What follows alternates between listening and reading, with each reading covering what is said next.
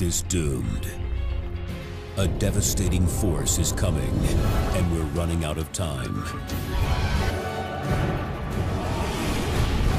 As civilization crumbles around us and our planet is destroyed, can we build spacecraft to take us to new, habitable worlds? Can humankind escape annihilation? Can we evacuate Earth?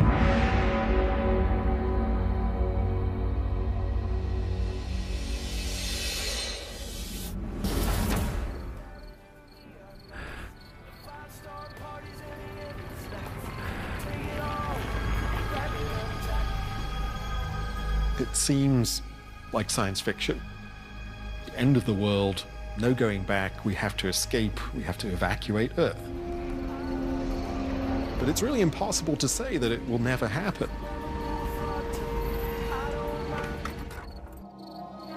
We have this view of stability on the planet Earth because it's existed for several billions of years and we've evolved on a reasonably stable environment.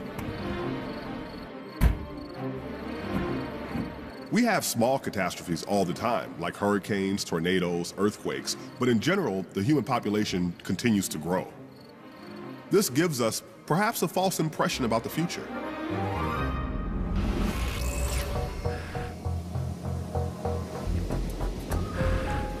이걸 보는 거 좋아하지? 아빠, 여기? 그래, 여기. 잠시 한번 볼래? 잘 보이니? All of human life, human civilization, and all the other life on this planet really exists in a tiny, precarious shell on this rocky object going around a star in the middle of a big and lonely galaxy.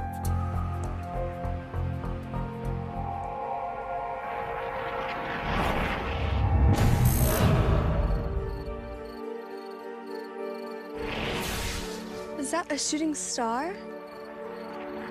Oh, wow, yeah, look at that one. The ups and downs that we've experienced as a species are nothing compared to what the universe can throw at us. Now, there's a whole list of bad things that can happen to a planet like the Earth.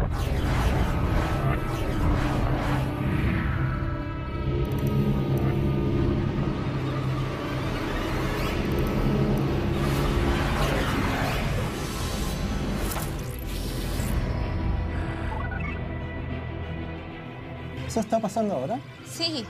Vamos. There are scenarios where our planet, the Earth, could be completely destroyed. ¡Abran el domo! ¡Abran el domo!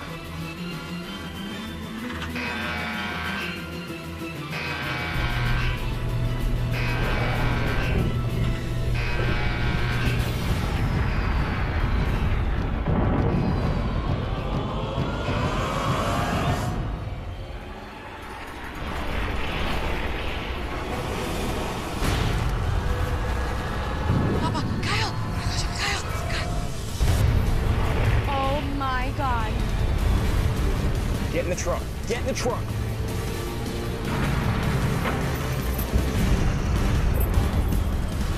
Get in the truck.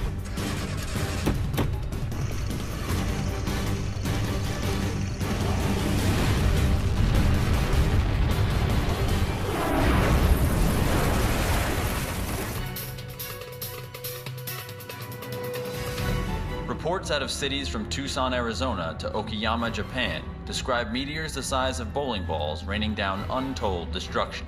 Authorities estimate the death toll at 250,000 and rising. This could be the worst natural disaster the world has ever known. Some leading scientists are now suggesting this deadly event may only be the tip of the iceberg, a signal that the destruction of our world is rapidly approaching.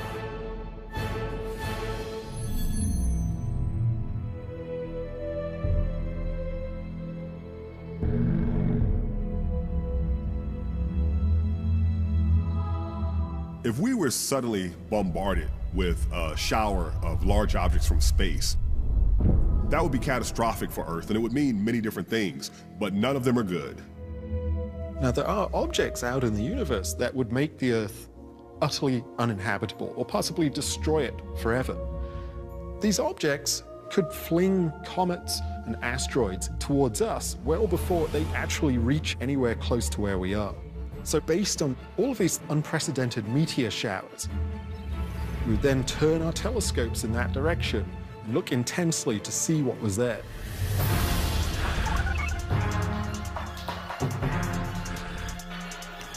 We might begin to see, for example, a rogue object from somewhere else, from intergalactic space. One of the most extreme possibilities we can think of would involve an object that we call a neutron star.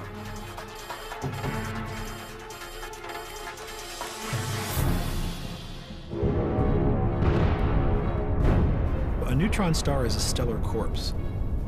A star much more massive than the Sun burns through its fuel extremely rapidly. And at the end of its life, when it runs out of fuel, the entire core of the star simply collapses. This creates one type of supernova in a massive stellar explosion. But what's left behind is this incredibly dense core made of neutrons. It's something like 10 kilometers across. Because a neutron star is the mass of 2 or 3 suns, its gravitational pull is enormously strong. And that means that as objects get closer to it, they're subject to enormously powerful forces that can tear them apart. The other really scary thing about a neutron star is that when it collapses on itself, it can shoot itself off into space at a very high velocity. It can actually be sent hurtling through space at incredible speeds. So beware anything that gets in its path. As the neutron star nears our solar system, its intense gravitational field will disturb the orbits of objects like asteroids, and some of that material may arrive as a deadly hail of meteorites right here.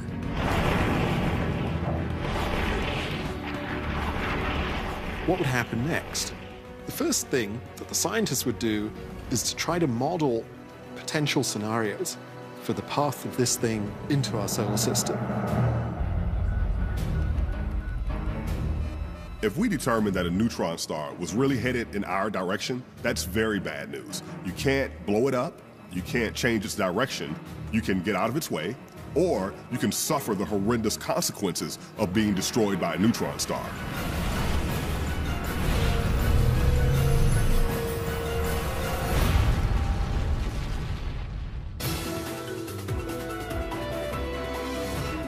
Some scientists are calling it the end of the world. It's called a neutron star, and astronomers think it's on a collision course with Earth.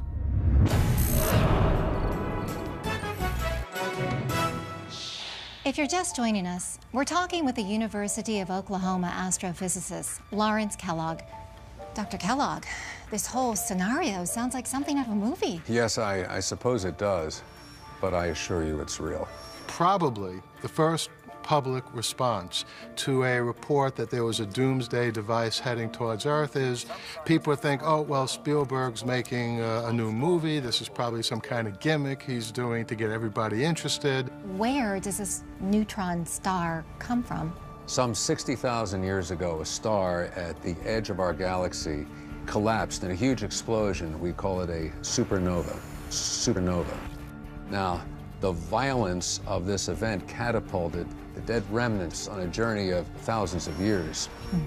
Along its way, it is causing cataclysmic damage to anything it encounters. One of the problems with our current age, which can be a good thing depending upon what the issue is or a bad thing, is that people are very cynical. We don't particularly believe what we see and hear. And you can imagine you'd have various people, various scientists get on the talk shows and say, no, this is really happening. Do you mean the same thing could happen to us? Yes, I believe it will. And just about every astronomer in the world believes it too. We have all read the same data. So within a week or two, people will believe it. But the real question is, what will they do about it? And when would this happen? By our best calculations, 75 years. 75 years. The Earth will be destroyed. This is the end of Earth.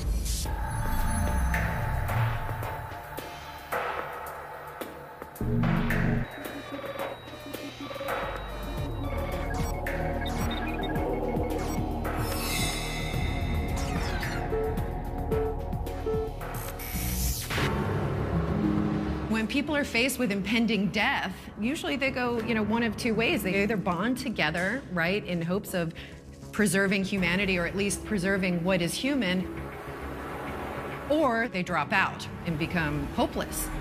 It would be incredibly important to create some kind of common goal.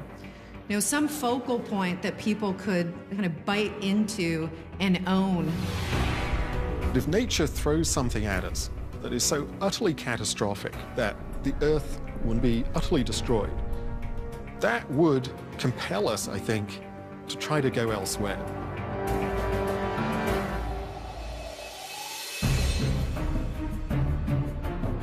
You might think we could go to Mars, or maybe some of the moons of Jupiter as a place to escape what happens to the Earth. But in this scenario, essentially nowhere is going to be safe. There would be nothing left for us here.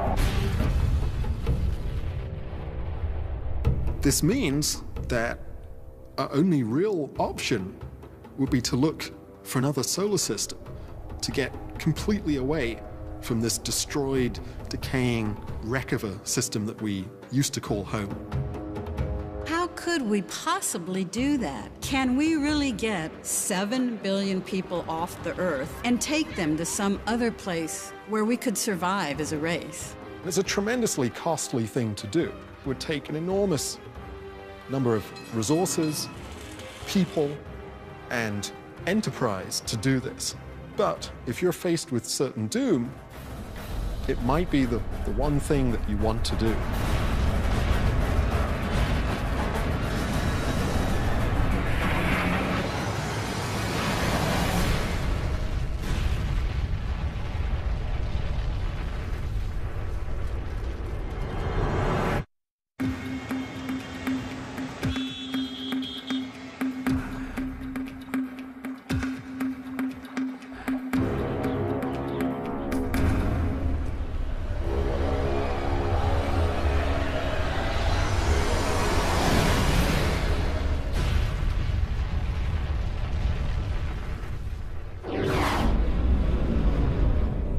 There's a neutron star headed toward our solar system, and every second the clock is ticking down to the destruction of everything we've ever known.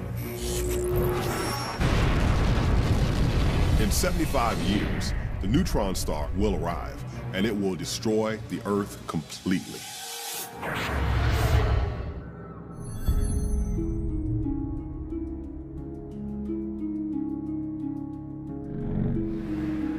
It boggles the mind. Can we really rescue 7 billion people? You have to remember only about 600 people have ever gone into space in the entire history of the human race. Can we possibly move 7 billion people off of the Earth in a 75-year period? To be honest, I think we may have to face the likelihood that that won't be possible. And then there's the problem of the distance that we're going to have to send them. We're probably going to have to go 6, 7, 8 light years at least, and that's 40 trillion miles.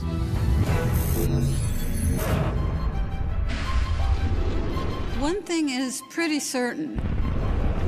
We're not going to get there using the space vehicles that we have now. The rockets that we know, Mercury, the Apollo, the space shuttle, these are all chemical rockets, and they're probably not going to do the trick. It's just impossible to build a spacecraft to go to another star that uses chemical propellant. It's a cat chasing its tail kind of scenario, in that the more fuel that you put on to move the mass means you need yet more fuel to move the spacecraft. You just will never get there. To make this work, we're going to have to build an absolutely colossal ship, and we're going to have to develop a new type of engine to propel it. The question is, can we?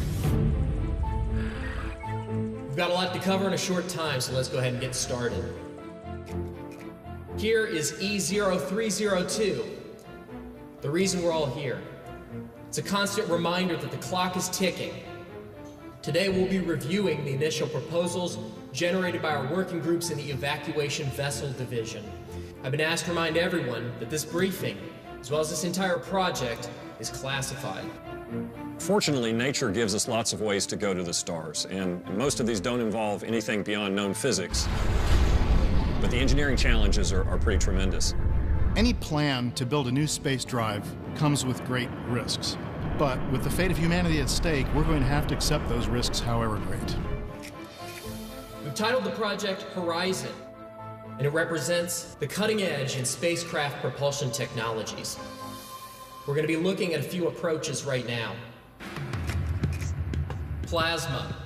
Promising, but it poses some real problems with regard to fuel and fuel storage, but this is a contender. To make a rocket able to accelerate you to high speeds, the faster you can shoot the exhaust out, the better off you are. The idea of a plasma rocket is that we'll use electricity to accelerate our gas. And so then you can shoot things out to very large velocities. But plasma, while it is more powerful, would probably require a lot of fuel. So really that puts us back to square one with the fuel problem. Solar sails. This technology has the advantage of substantial research, especially in the last 15 years. A solar sail derives its propulsion from sunlight.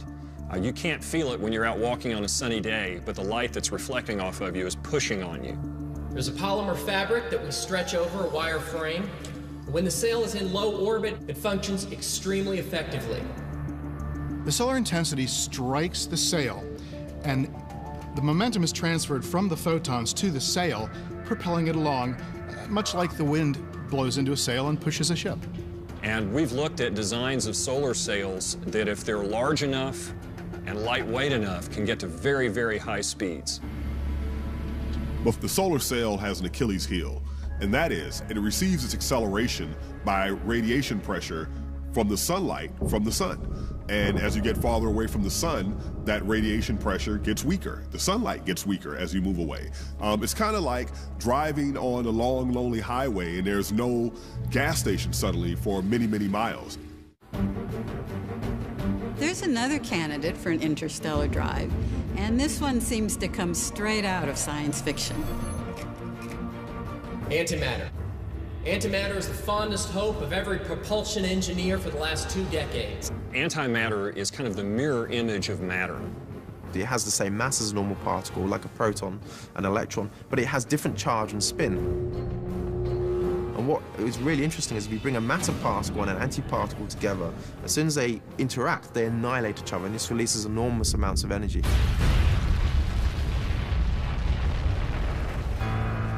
They basically come together and turn into pure energy, and that's the equivalent of Einstein's E equals mc squared. It's 100% efficient.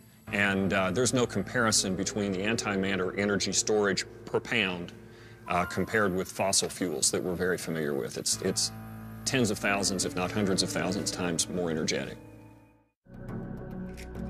But antimatter presents serious challenges. All that energy is really, really dangerous, and we don't necessarily know how to control it, much less funnel it through an engine. It's extremely unstable, and in the event of engine failure, it's catastrophic. When we make it, we have to store it in a vacuum chamber and contain it in some very strong magnetic fields so that it doesn't interact with the walls of the chamber. Because if it does, it's going to annihilate and produce energy. And just in layman's terms, it becomes a very, very large bomb. This is, to put it mildly, a long shot. So here we are. We can't use chemical rockets. Solar cells eventually will run out of thrust, and antimatter is too dangerous. So that's pretty bad news for a vessel that's designed to travel to distant stars. Thank you all for coming. We're going to break now and get into our discussion groups. But we might have an ace up our sleeves. There's a technology that might work very well. The irony is that this technology is not new. It's over 60 years old, and it might just hold the answer.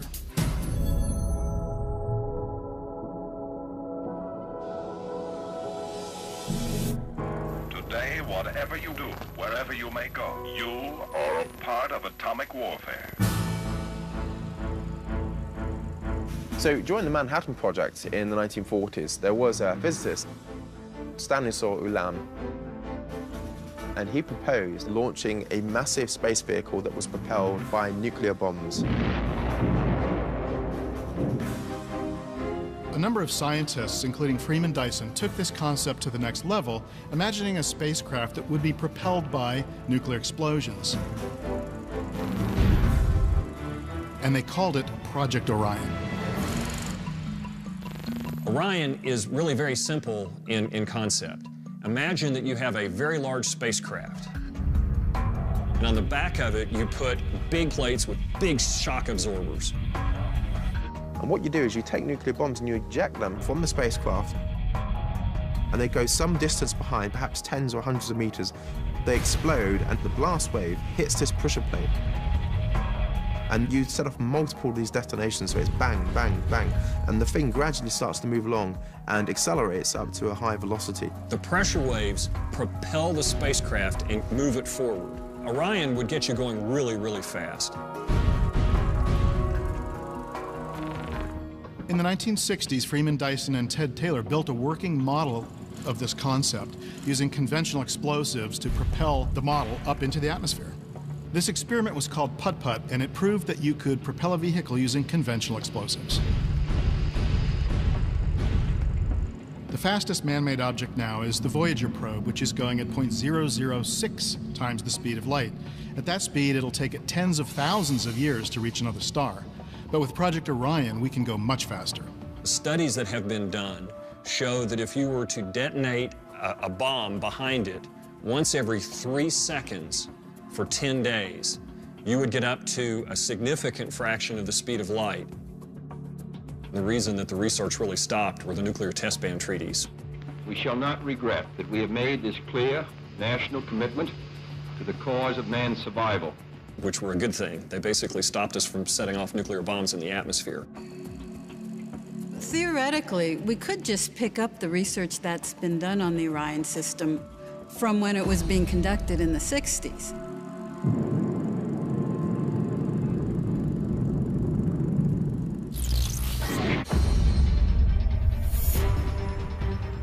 To conceive and build such a vessel is going to take cooperation on a scale never before seen in the world. We would need all of the technological and scientific expertise that we have in the world. We're talking about natural resources. We're talking about economies of the world having to give up the concept of money, working toward a common good. The problem is we have a set deadline. There's no leeway in this. We have to have it done in 75 years.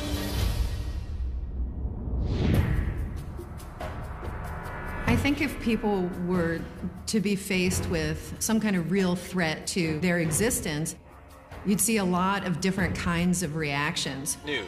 People have been taking Now with the emphasis on social media, it's going to be a huge impact that's going to spread out in a millisecond.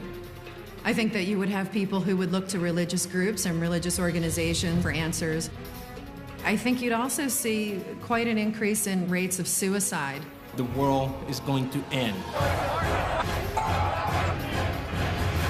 There's going to be massive chaos.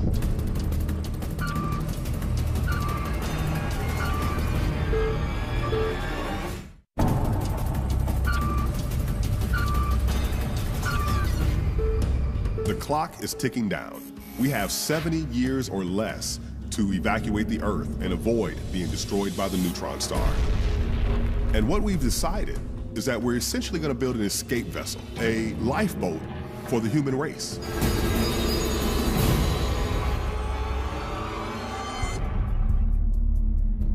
Once you decide you're going to design and build a starship, the first thing you need is to assemble the best minds on the planet who can do the work. People from all different scientific backgrounds, biologists, botanists, physiologists, physicists. The list goes on of people who it would be necessary to have their cooperation. And allowing a central location where these men and women can interact and coordinate their efforts, I think will be critical to the success of this endeavor.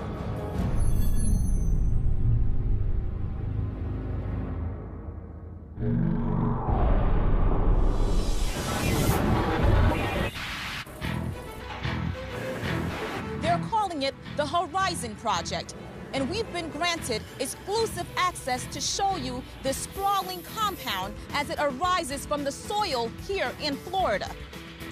They've already dubbed this complex Starship City.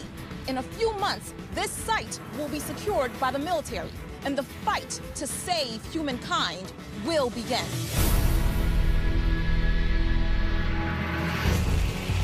You bring the community to Starship City.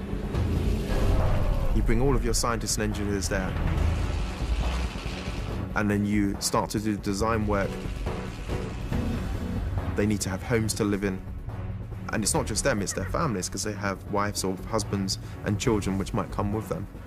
And it becomes a massive community which needs supporting.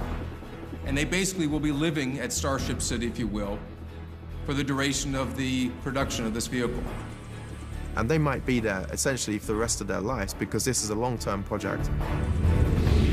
And this one upstart makeshift city is going to be the place where the entire future of the human race is to be determined.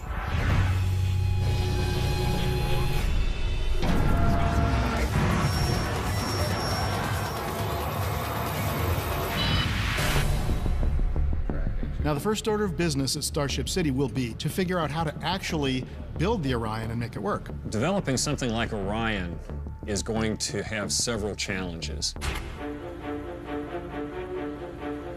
Well, the first thing you'll have to do is increase the production of plutonium. Because of the end of the Cold War, we haven't been building a lot more nuclear bombs, so we haven't been making it like we used to. And in fact, we don't make much of it at all these days. And so we'd have to do that. In addition to building up our supply of the plutonium fuel, you'd have to design the bomblets to be specifically used for Orion. You wouldn't be able to use decommissioned nuclear weapons from our arsenal, so you've got a whole new design effort for building these. As you can see, the bomblets are going to be delivered to the pusher plate. One detonation every 3 seconds could get us to a respectable fraction of the speed of light, possibly even 7%.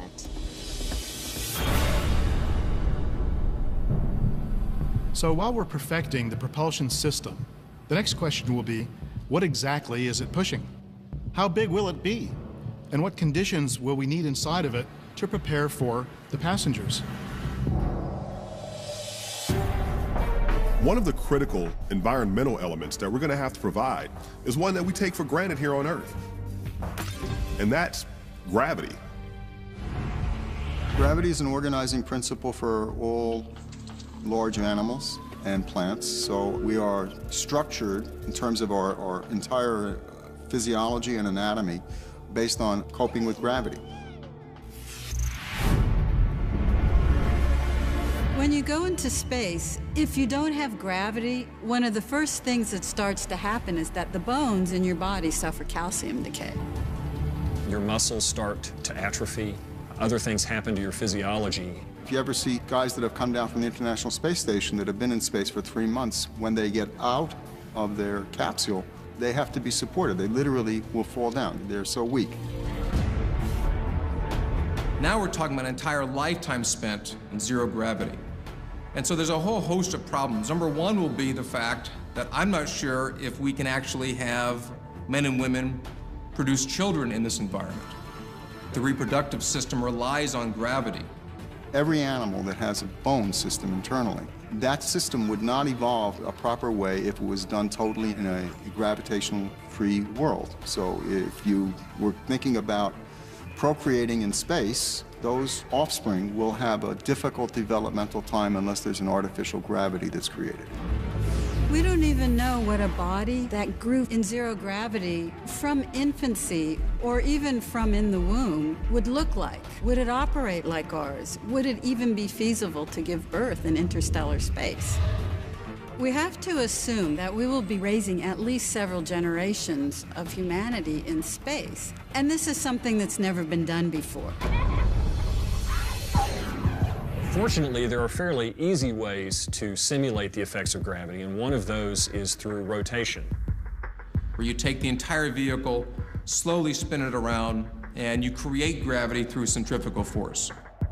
If you have a large cylinder that's slowly rotating, that force is pushing you to the outside edge of the cylinder. The centripetal acceleration to your body feels like gravity, and fortunately for us, that's good enough.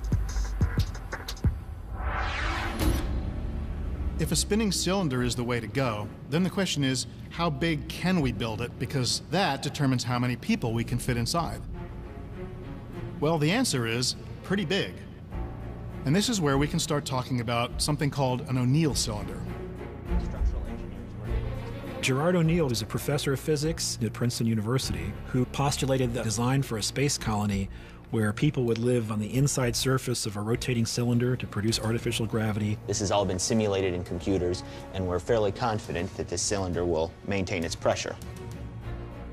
In fact, over here we have the same type of pressure cylinder that O'Neill was theorizing would work in outer space. It's designed to hold an entire Earth's atmosphere worth of pressure inside it. And we'd have pressurized ports here that we could open up and we could bring people and cargo in and out of the chamber. And then once it's sealed up, we know it's going to hold the amount of pressure we need. Sounds good. Light is another obvious issue. There's not much sunlight, even if you travel even just a few days away from the sun. So we're going to need some artificial lighting. But that's not as big of a problem as you might think. We could run a rod down the center of the ship, which would be like the sun according to a daily cycle, because humans and plants and other animals rely on the cycles of day and night for their rhythms of life, for their survival. These rhythms dictate heart rate. They dictate body temperature. So maintaining a 24-hour cycle is critical to human health. The idea is that you could build very large, self-contained habitats in space, that you could put an ecosystem inside, and that you could have hundreds of thousands, perhaps, people living there in space in a self-sufficient, self-contained spacecraft environment. It's something that is on the scale of what you would need to launch to the stars that a propulsion system like Orion might be able to propel.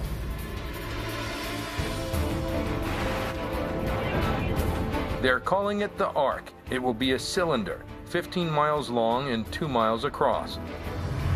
It's roughly 4 times the size of Manhattan.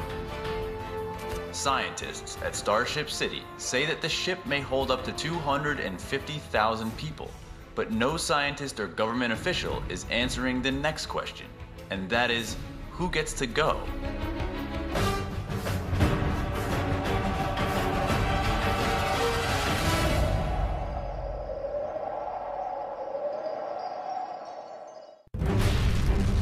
There's a death sentence for planet Earth, an inescapable date with destruction.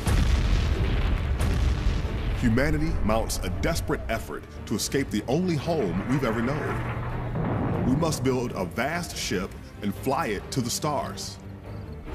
We must evacuate Earth.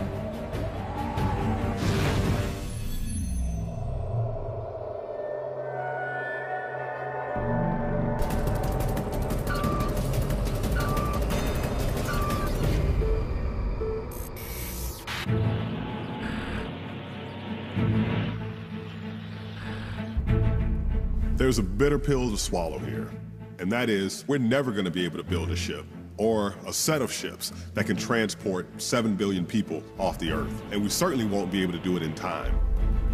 If that's the plan that we try, we're going to fail. Luckily for humanity, we don't need everybody to go. A small, genetically diverse group can multiply once they reach the destination. The question then is, how do we choose that small group?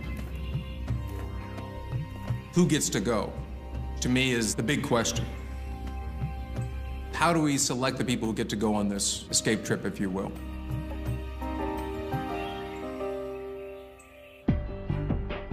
One of the first things that we would want to do is screen the DNA of as many people as possible. We would like to ideally collect this from all over the planet, from the entire population if it was feasible.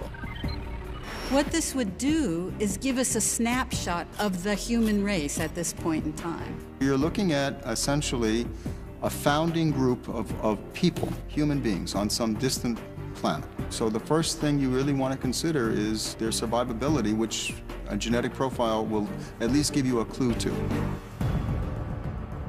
Clearly, a key consideration is the biodiversity of the evacuees. We want to have a lot of genetic variability. A population of people become very vulnerable when you have a monolithic genetic composition, very vulnerable to disease, very vulnerable to even sickness. For example, if everybody was equally sensitive to an outburst of a flu or some kind of viral attack, then everybody potentially would die. The scientific community would have to be directly involved in weeding out who is fit for this kind of project and also what kinds of people. The people that survive are going to have to be kind of biologically perfect in a way, as perfect as they could be, because we're talking about a survival over a long period of time. One of the things that you really are looking for are people that have been relatively disease-free and have long life expectancies.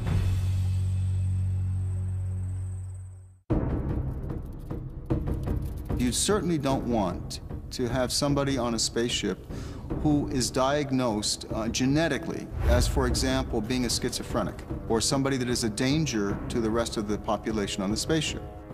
You don't want to have people that are diabetics. You don't want to have people that have other kinds of long-term health problems. What we're doing is we're reducing the gene pool of the entire human race down to just the passengers on this one ship. So it's very important that we save as much genetic diversity as possible and that the people be as healthy as possible. In some places, you would need trained medical personnel to collect the samples and do the screening. But in other cases, people might be able to send in the materials themselves. We could create an evacuation eligibility kit and mail it to as many people as possible. It would be a simple kit with a pin or swab stick, an instruction card, and a return envelope. And they all get shipped back to Starship City.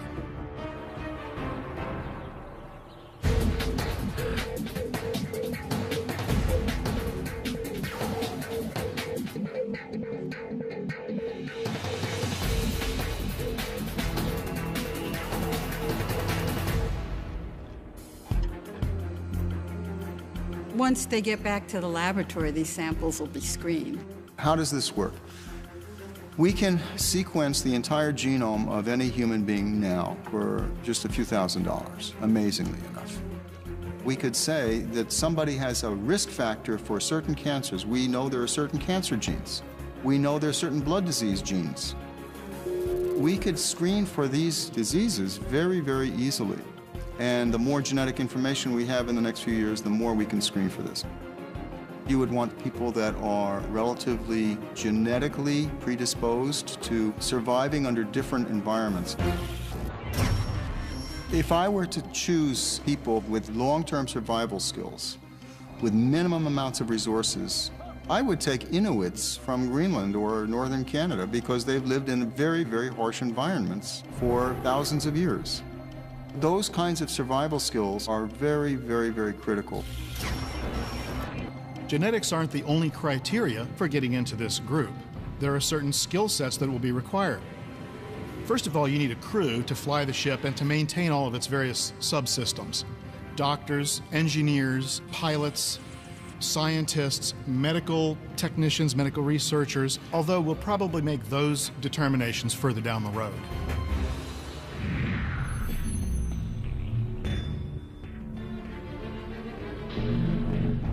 No matter what criteria is selected, once you start deciding who gets to go, you're deciding who doesn't go. And that is a lot of people. In fact, it's 99% of the people who are not going to get to go. And no matter how objective you are in choosing your criteria, there's going to be many people who are going to see the selection process as being biased in favor of the powerful. Wealthy elites would largely shape the priorities in this endeavor and would be involved very closely in selecting who would be the group of survivors that would actually make it into space. We know that those in power are going to be writing the rules of who gets to go. They're going to have the brain power, they're going to have the financial expertise. Protests have erupted in 71 different countries on 5 continents today. The protesters calling for the Starship program to be shut down. Why? Some say it's too much of an economic drain. Others say the selection of the evacuees is biased. There are going to be lots of nations, lots of countries around the world with very few people selected to go on this journey. There will be populations of people who are already resource poor who will want to be part of this project but won't be selected. And the struggle for resources is usually a violent one. There's a lot of room for tragedy. Unless the world at large and the people in the world were feeling that they were getting some kind of chance to get on this ship, they wouldn't put up with any other strategy. What's fair with regard to percentage of population? What's fair with regard to the countries that have donated the most resources to the project? If there are nations who have decided we don't want to have anything to do with this, do we allow individuals from their countries to join us on this journey? You could just have a simple lottery in which anyone had an equal chance of getting into that. But it would be extremely messy, and wars could well break out over who would get on that ship. Regimes might say, like, you know what? I have a nuclear bomb. If you don't do as I say, the world is going to end. The times are ending. It's time to move on and do it now. One of the things that I think is likely to erupt is that we will see increased prevalence of civil war. And people in power could choose to just leave those civil wars alone and not intervene and allow people and communities of people to self-destruct and kill each other off. So you have two different scenarios. One that, you know, people are going to get together and have the best of humanity. On the other hand, it might be the worst of humanity. How will people react that are not selected for this journey? Will they do whatever they can to ensure that no one gets to go? Will they try to sabotage this attempt to save humanity?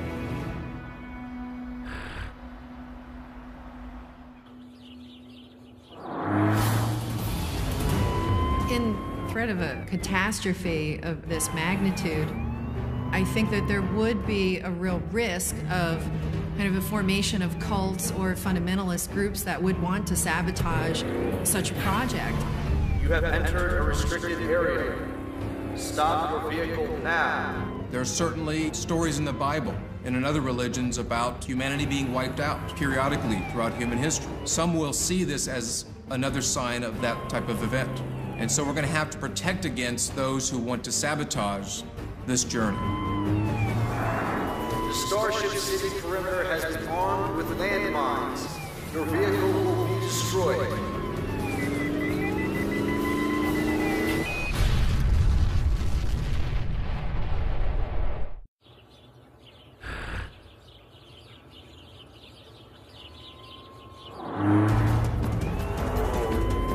You have entered a restricted area. Stop your vehicle now.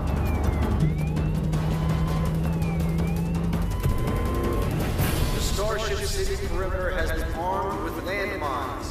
Your vehicle will be destroyed.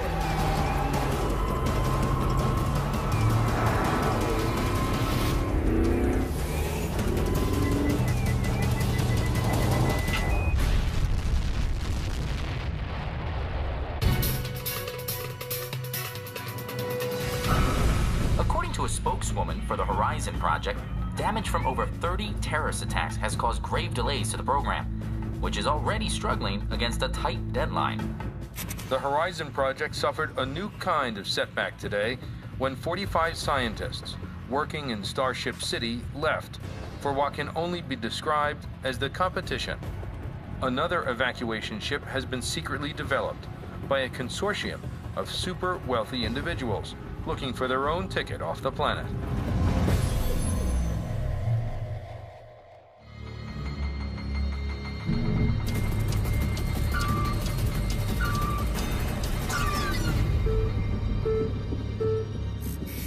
It's entirely possible that in addition to this national effort to build a space ark, that there might be multiple space arks being built by private individuals.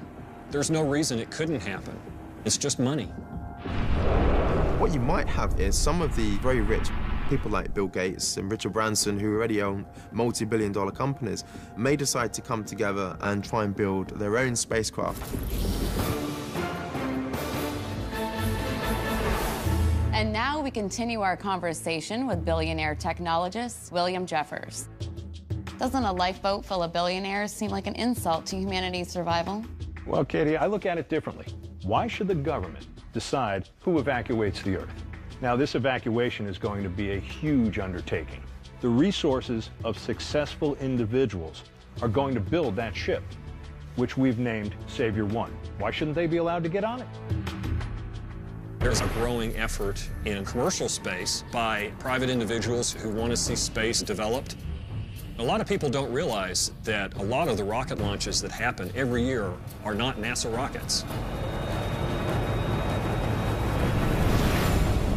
The cost for a single ticket on your evacuation ships is $500 million. When you consider the cost of doing what we envision doing, that's a bargain.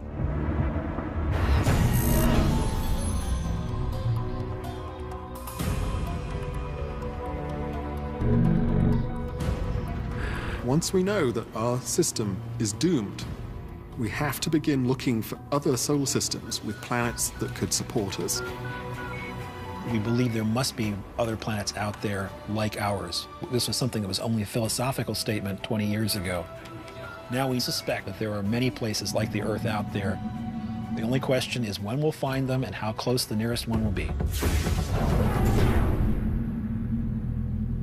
Finding another planet won't be easy, but we already have telescopes in space looking for Earth-like planets orbiting other stars. The most prolific one right now is the Kepler Space Telescope. Kepler is a 1-meter space telescope in an Earth-trailing orbit. And Kepler looks at 150,000 stars every 6 seconds and looks for a tiny drop in brightness when the planet goes in front of the star.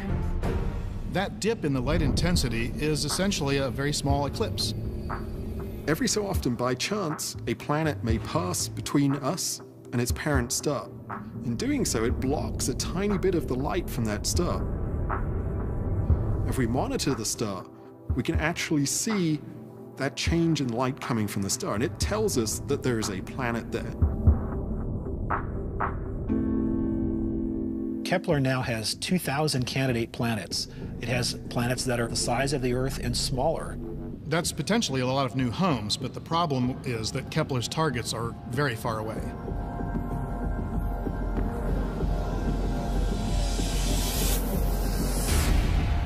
Kepler targets are at distances of 1,000 to 1,500 light years, so while this is a great experiment for giving us the odds of finding something, it's not a great experiment for finding where nearby we could go.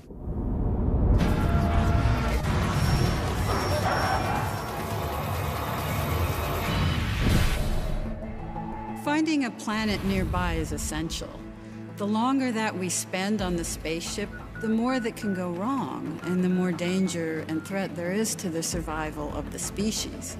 And of course, the real golden nugget at the end of this search, of course, is to find an Earth-like world in what's called the Goldilocks zone. The Goldilocks zone refers to a zone around a star where the temperature is just right for liquid water at the surface of the planet. Liquid water is a critical piece of biology. It's an important part of the chemistry of life itself. The next thing we need is the composition of the atmosphere. If we see molecules like oxygen and methane in an atmosphere based on the template of the Earth, that would be a real fingerprint for the existence of life on that planet, because both molecules together are very reactive and will not survive for long unless something is replenishing them. On Earth, the things that replenish those molecules are organisms.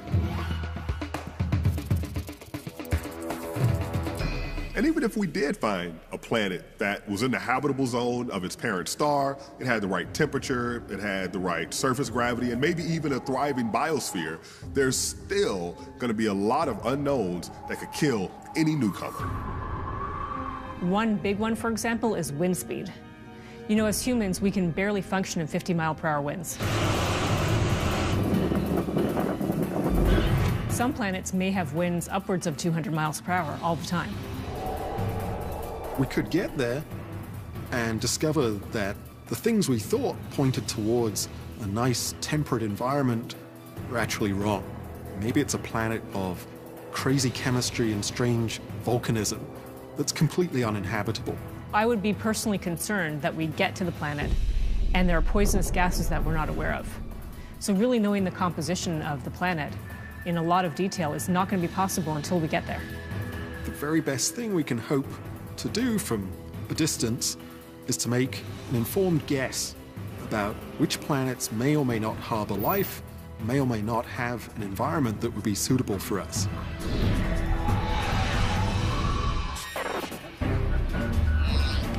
At some point, we're basically going to have to take what amounts to a massive gamble. So that's it.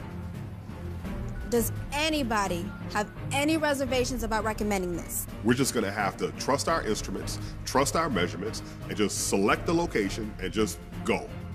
This is the best chance. Nothing else even comes close. Because in this situation, there's going to be no time to go back and forth on our decision making. We can't, the human race cannot die due to paralysis of analysis. Scientists at Starship City are celebrating today.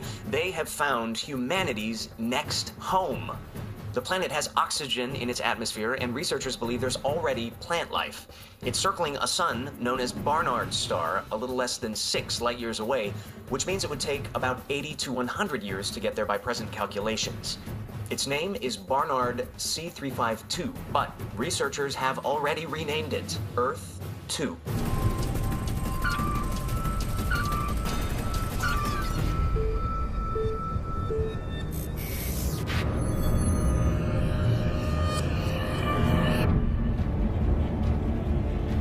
As the neutron star comes into the system, matter, bits of rock, asteroid, comet, you name it, in our solar system will be attracted to that object. But as they hit the surface of the neutron star, it's like setting off nuclear bombs. So this object is going to begin to pump out radiation, which is going to scorch everything in its path.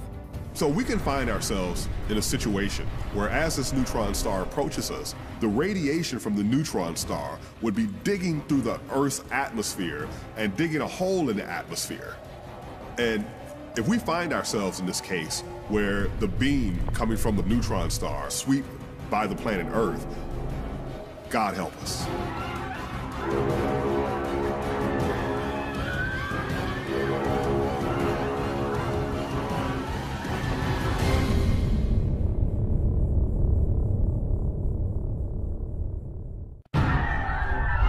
As the neutron star gets closer and the radiation from the neutron star begins to affect the Earth's atmosphere, it's going to essentially open up holes in our atmosphere that's going to allow deadly radiation from space to come in. Anyone who wants to survive this time period will have to have ready access to shelter, and preferably deep underground.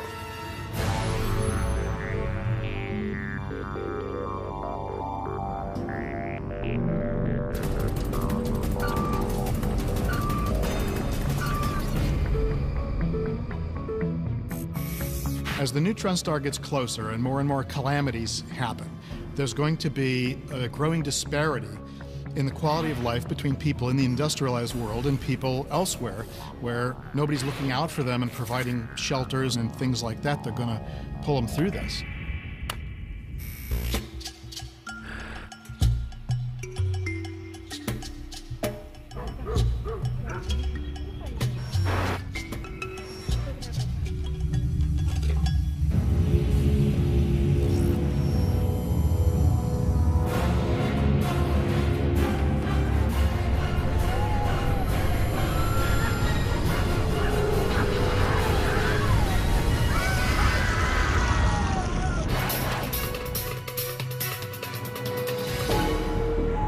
Millions are dead as radiation from the neutron star bombarded the Western Hemisphere yesterday.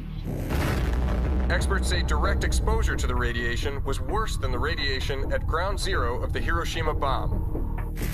Loss of plants and livestock are expected to lead to global food shortages. For many skeptics, this is finally proof that Earth is really dying.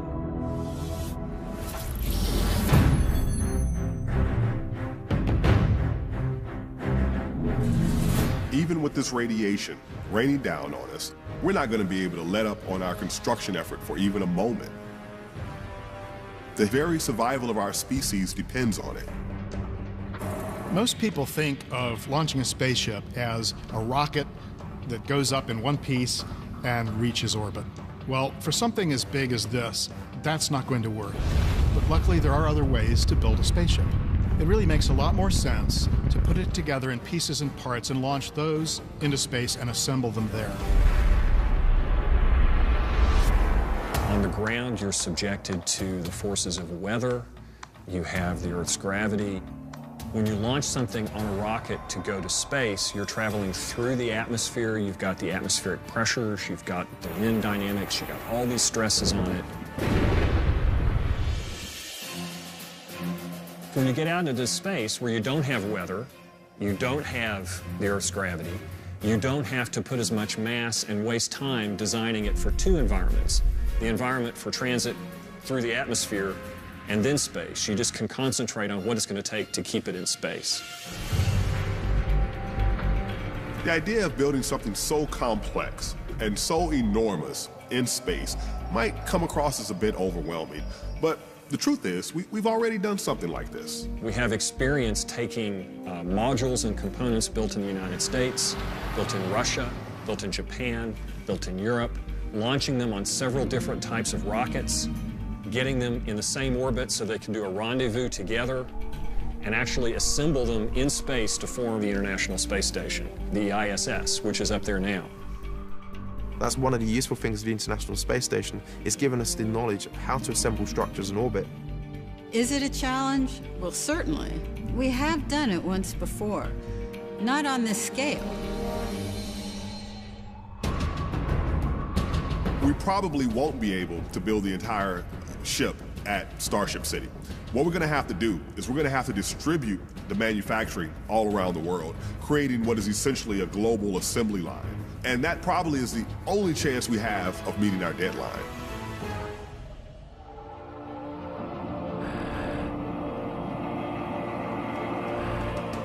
工厂之一，这些工厂全部都在制造宇宙飞船的部件。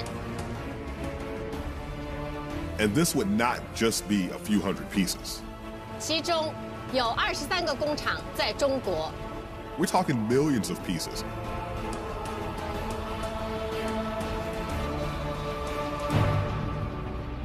But even now, there's places on Earth that can do this. In the United States, Russia, Japan, Europe, India, all of the spacefaring countries in the world could do this. 从那儿，他们将被送到天体运行轨道进行安装。 The biggest challenge is going to be the systems engineering, putting the logistics together and getting all the pieces to fit. Something of this scale and this scope is going to require multiple manufacturing facilities on the ground, probably in many countries. They're going to have to use different tooling and different engineering processes, and they have to make sure that once they get into space, Tab A fits into Part B and everything connects and works properly. The last thing you want to do is find out that your pieces don't fit together properly when you get to space. Launching all these pieces of spacecraft into orbit is going to be a challenge, but it's doable. Even now, we're building rockets that are able to lift as much as 130 tons into low Earth orbit. That means you can take up pretty big chunks of this thing at each launch.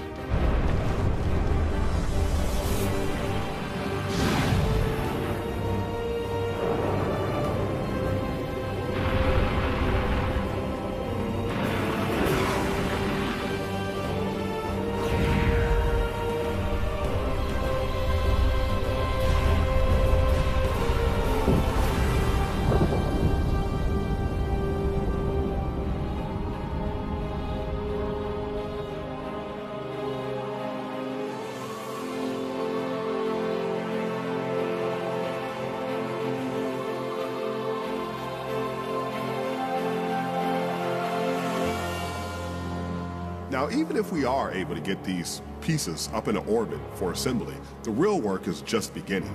There's all sorts of challenges up there in space that's going to make this a very perilous operation right to the end.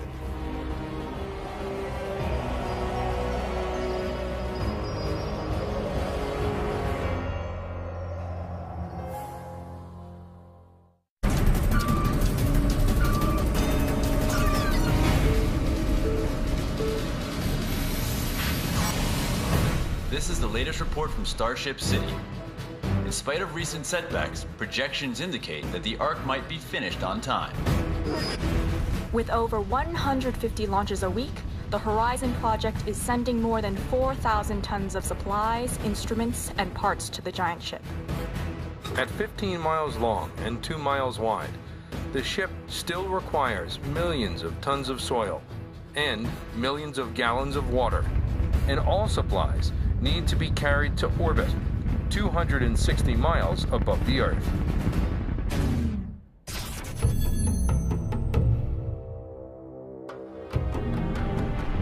Launching the sections of this ship into space, that's the easy part. We've done that before.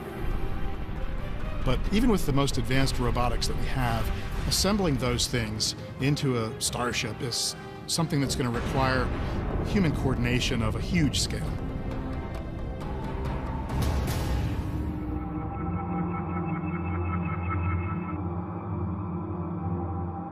The hardest part is going to be the coordination and the actual assembly in space. I personally don't believe we'd be able to assemble our spaceship just totally robotically without people. That is absolutely gorgeous. 0G and I feel fine. You can do a lot robotically, but sometimes you just got to have a person on site to make things work. But you'll probably have to have somewhere on the craft astronauts outside in spacesuits 24/7, overseeing the construction, doing repairs and maintenance as the spacecraft's coming together. And that could be a very dangerous situation because we have space junk flying around the Earth at high speed. In the history of space exploration, we haven't been as neat and tidy with our spacecraft as we should have been. First pair and second pair both have successfully jettisoned the vehicle. Everything is looking good. And there have been cases where rockets have exploded and scattered hundreds of pieces of debris into orbit. We've had spacecraft that have failed, and even a couple that have run into each other and shattered into many hundreds, if not thousands, of pieces. And this problem could be made worse by the Starship effort itself. If we're making 1,000 times as many launches in a period of a few years to build this, we could have a lot of old rocket stages flying around at high speed. These pieces are moving at orbital speeds, which is on the order of about 5 to 6 or even 7 miles a second. And that's faster than any bullet you can fire on the ground. And would do tremendous damage if it hit you. As we build this spacecraft, we'll have to keep track of junk in space, old debris that's incoming from different directions. We'll have to think of ways to prevent all this stuff from colliding with or damaging our equipment. This is another place where we're going to have to factor in failure.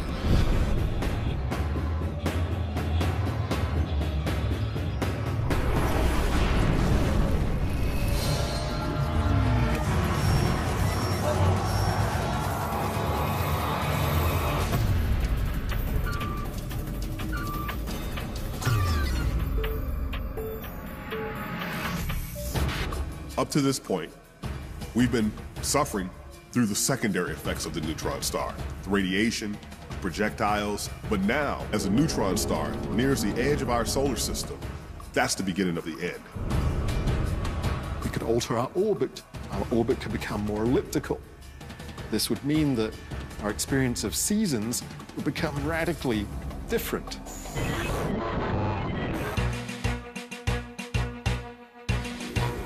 Now we are looking at another day of extreme weather, folks. Los Angeles, you guys will be wrestling with another bout of chill, 50 degrees below zero. There would be vastly greater difference between winter and summer on a level that we won't get from just global warming or changes like that are occurring. We are talking about a 140-degree heat wave moving in on Manitoba. Keep your water supplies covered. It's very important for you to go into your basement in the middle of the day. And we're out.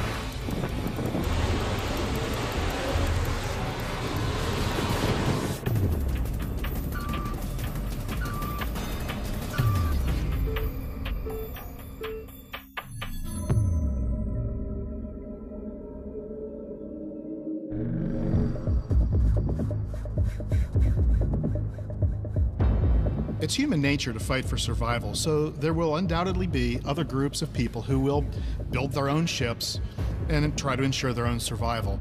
And some of those smaller groups might actually finish their projects before we do.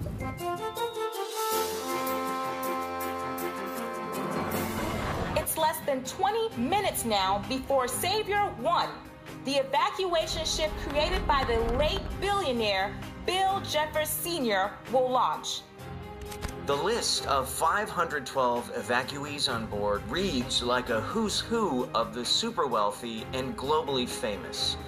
They're traveling with 72 scientists and engineers who earned places on the ship along with their families by helping to construct it. We have an exclusive link to the flight deck, where Bill Jeffers Jr. is himself one of the co-pilots. We spoke with him earlier during his pre-launch preparations. Mr. Jeffers, an exciting moment for us all. Would you agree? Well, that's right. My dad found the funding that no one thought we could find, and we developed the world's first antimatter engine when everyone said it was too dangerous. So, from everyone on board, we want to say that there's always hope if you believe you can accomplish the impossible. Savior 1. I'm just waiting on the go for final countdown, and we'll release the hole. We're on the automatic sequence. Let's start the countdown. 5, 4, 3, 2, 1. We have ignition failure. Repeat, ignition failure. We have an engine malfunction. We are in abort-ready mode. Repeat, abort-ready mode. All crew and passengers prepare for emergency evacuation.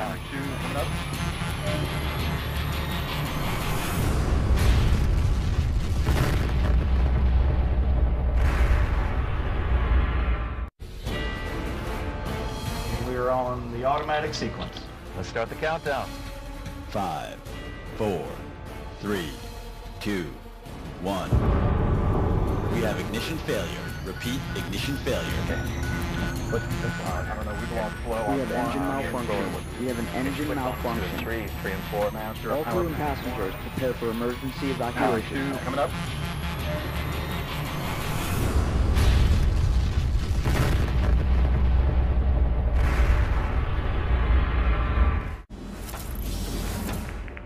We have breaking news from the launch site of the Savior 1. About 5 minutes ago, precisely at the time of the scheduled launch, there was a horrific explosion. Critics are already insisting that Savior 1's ambitious antimatter propulsion system was a disaster waiting to happen.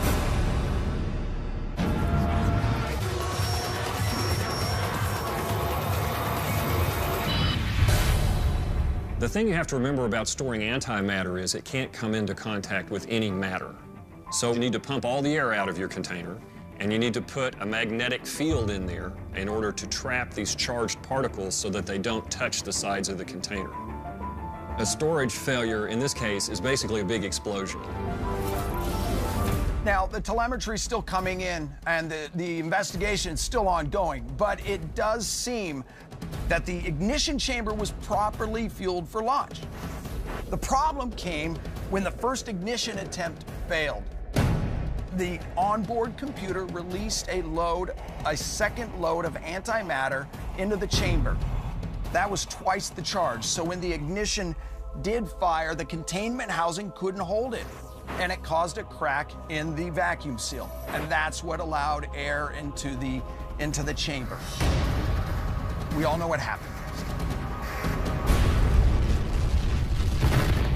At this point, everything, our history, our art, our science, our very existence depends on those few human beings who are preparing the Ark ship for a century of human habitation.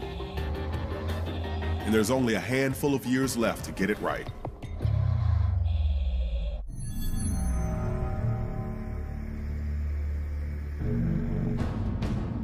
Remember, this Ark has to sustain the lives of every survivor in the human race.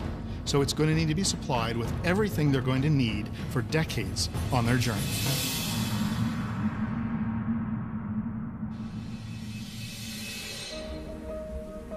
Air, water, food. If we don't have those things, we're not going to make it, period. But fortunately, the first two, air and water, are essentially the same thing, scientifically speaking. You can make oxygen easily by just putting an electrical current through water, which is essentially what organisms do when they generate oxygen from photosynthesis. And if you have a nuclear power plant on a spaceship, you can generate electricity for a very, very long period of time, safely, and you can just hydrolyze the water to generate oxygen. So we can breathe, and we have water. Now we have to figure out our food supply. As mundane as it seems, we've never done anything on this scale before, and certainly not in space. And every man, woman, and child on the ship stands a chance of dying if we don't figure it out. How do we feed 250,000 people for this duration of time? We certainly cannot take all of our food with us. You obviously can't take millions of cans of baked beans and frozen chicken burgers all the way to the stars. That's not viable. You can't have a supply of food that gets depleted over time. It has to be able to replenish itself without depending on supplies coming in from the outside. You will not be eating meat in space. No steak in space. You can have a meat-flavored material, but you will not be eating meat in space. And the reason for that is very, very, very simple. The conversion of vegetable material to animal muscle, there's only a 10% conversion efficiency. In other words, in 1 pound of steak, the cow consumed roughly 10 pounds of grass. If you really are hungry for animal protein, you can get some good worms or some roaches. Insects have been a source of protein for humans for a long time. The idea is that there would be some agriculture. But who knows? Maybe we'll come to enjoy insects and that kind of thing. We have to consider growing crops. We certainly have to come up with new crops that are resistant to the radiation sources that will certainly be out there in space. We're going to have to come up with new seeds that are impervious, perhaps, to the microgravity environment. Growing corn in space is not a viable option here. You're going to be growing algae. You're going to be eating chlorella crackers, little green, thin wafers that'll taste like dried spinach on a good day. We have large areas with crop growth. That is most likely going to create its own environment and its own weather within the vehicle. And so now are we talking about rain falling within the vehicle? We certainly can't predict what will happen in 60, 80 years during this journey.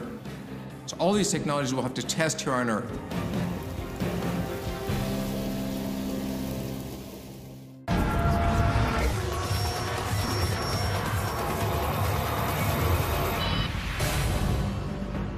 The question of diet raises the importance of bringing along a few trillion more passengers on board. We're talking about bacteria. It's critical that we would take a complement of microbes into space. It's absolutely essential for the survival of human life. 6 pounds of a typical human adult's weight is microorganisms. Without bacteria, we wouldn't even be able to perform simple functions like digesting our food. Those organisms all evolved more than 2.5 billion years ago on this planet. They are the ones that made the planet habitable for all the other creatures on it.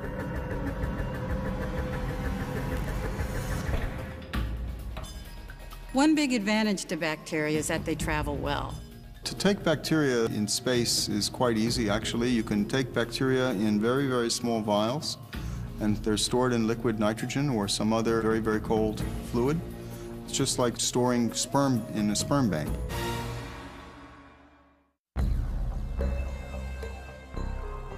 The thing you have to remember is that all of these programs have to take place at the same time. Building the ship, selecting a destination, solving supply problems, figuring out how to feed the evacuees. It all has to be simultaneously coordinated, or it's not going to get done. The neutron star isn't going to give us an extension.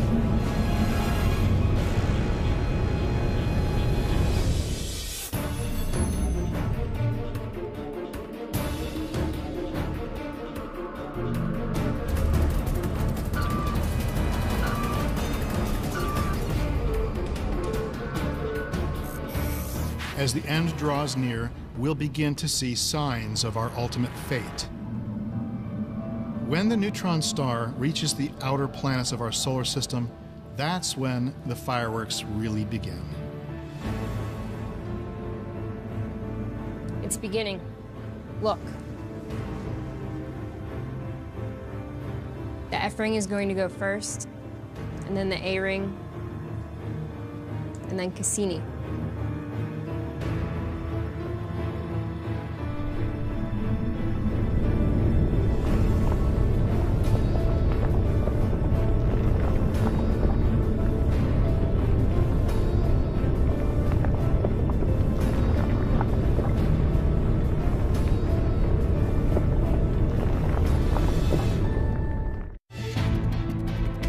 Beginning.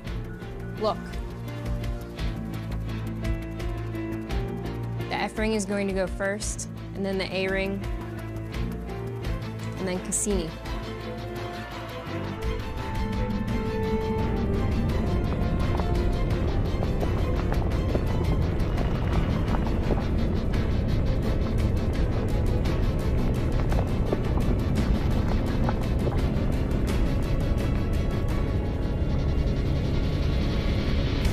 Just gone. And we're next.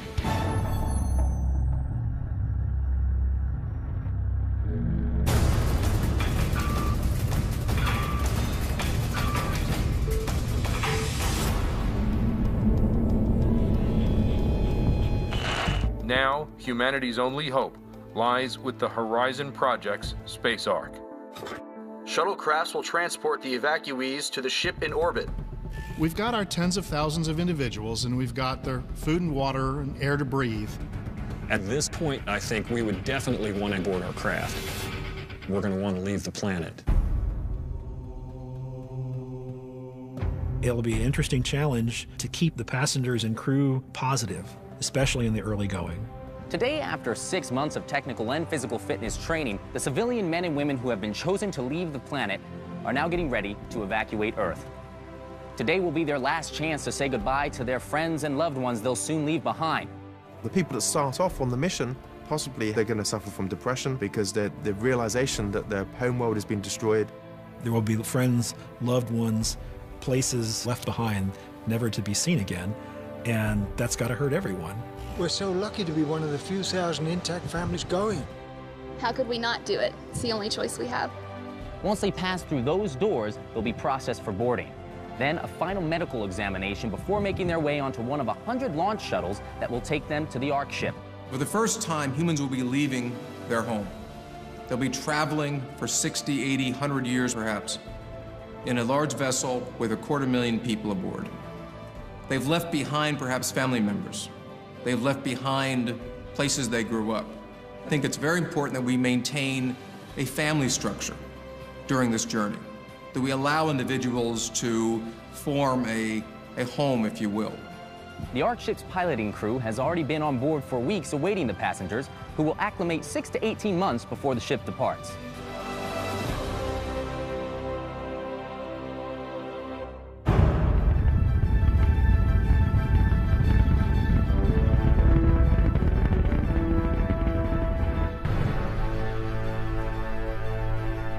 If we pull it off, the Ark ship is going to be a wonder unlike anything humans have ever created. The last wonder we'll ever create on Earth.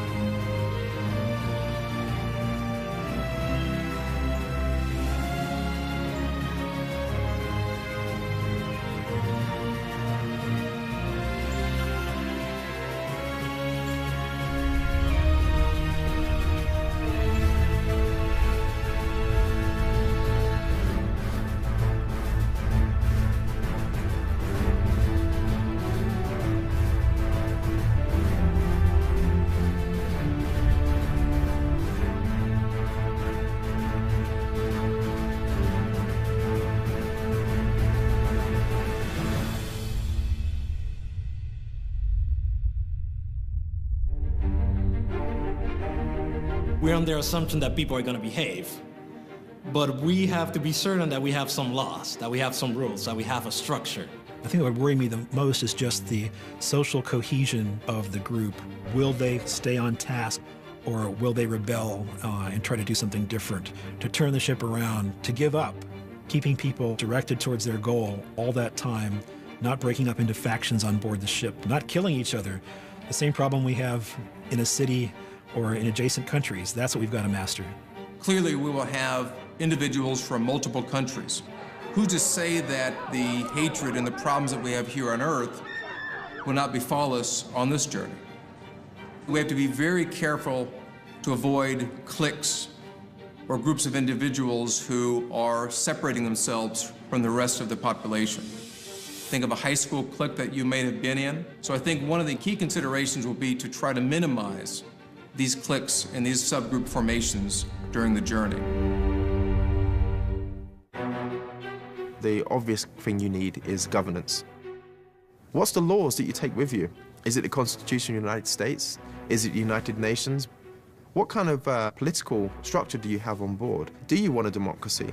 This is a really interesting question, because you certainly don't want a dictator who's going to just rule everyone, and he gets there and he's going to be the rule of the planet and never step down. But at the same time, you need some kind of military structure that makes sure the orders are executed, because the people in charge are making very hard decisions in a military-like way. But if there was a democracy, perhaps they'll be outvoted as being the person that makes the decisions, and this can actually affect the success of the mission. There would always be the danger that it could totally degenerate into chaos. But chances are, if we had enough smarts to build a ship, to select people to get onto the ship, those people would figure out equitable ways of dealing with life's issues in that situation. But the most important thing is getting the human species, enough of the human species, off this planet out into space to survive.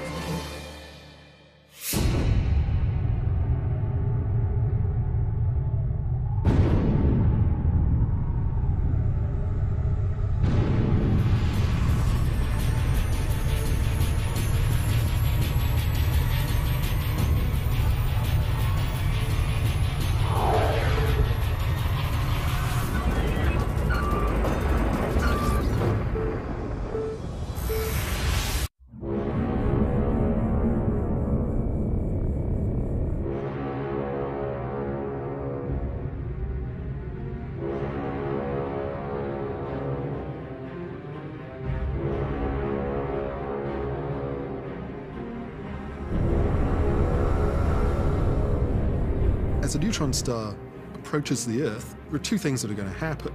The internal core and the crust of the Earth would start to get heated up, and it would start to become molten, and this would result in earthquakes on a scale that we've never seen. What will happen next is the neutron star's gravitational field will begin to tear away our planet.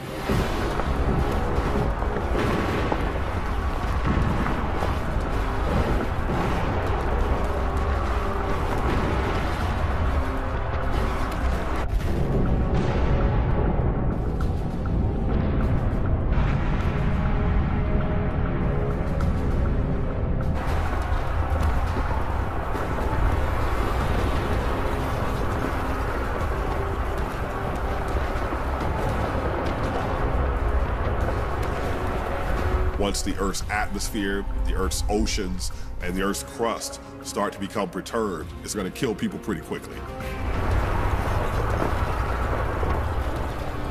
Then I think the Earth's crust will shatter.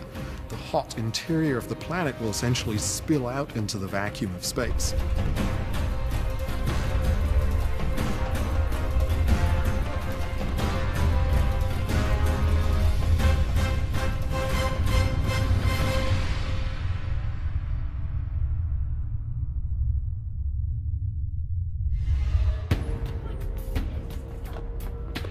By the time the neutron star literally rips the Earth to pieces, everybody on the Earth is already going to be dead from radiation or volcanism or any number of other things.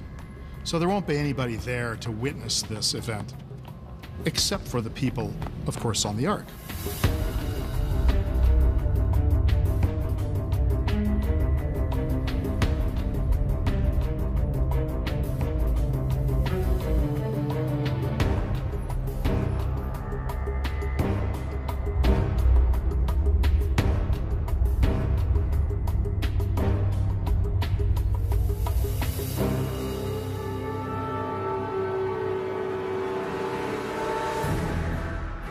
The material of a shredded Earth can do a couple of things.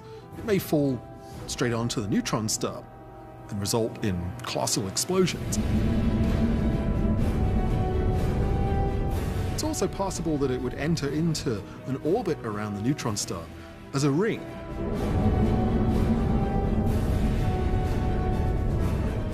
So in fact, our planet could become a ring system.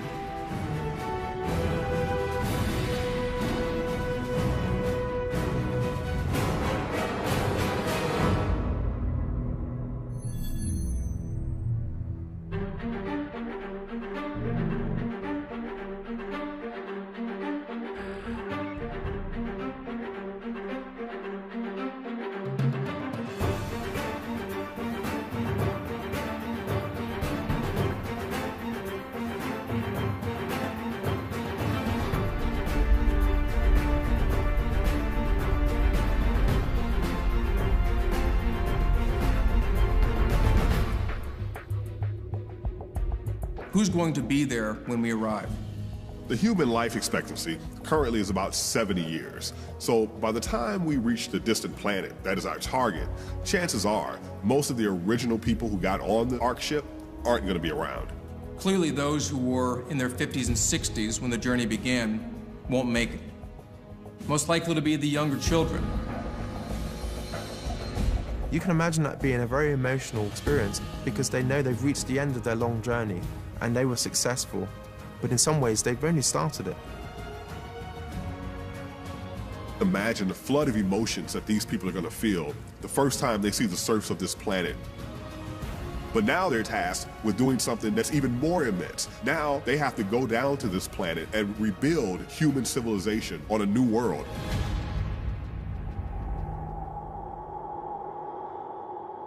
A lot of people would say that thinking about building an interstellar ark and evacuating the planet is kind of a waste of time. I'm not sure that it's something we want to put a lot of effort into without a threat, but it's certainly something we need to be thinking about because sometime in the future, it's inevitable that we're going to want to leave the planet. Hopefully, without being forced to by a catastrophe. This is a crazy thing to think about. It seems like science fiction. The end of the world, no going back, we have to escape, we have to evacuate Earth. But it's really impossible to say that it will never happen. And it's also interesting to think about because it's a question of whether we as a species will ever expand beyond the confines of the planet that gave birth to us. If you look at evolution on Earth, often great migrations and expansions of particular species are initiated because of some disaster that forces that species to move on. We may be the same. It may be that an event like this, as devastating as it is the one thing that ensures that our species will live forever as it propagates out into the universe.